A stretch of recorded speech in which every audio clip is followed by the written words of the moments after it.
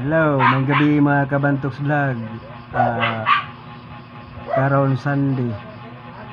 Birthday sa ko asawa, October 20, 2024. Duty pa yung na adlaw, may gani ni paguli nako.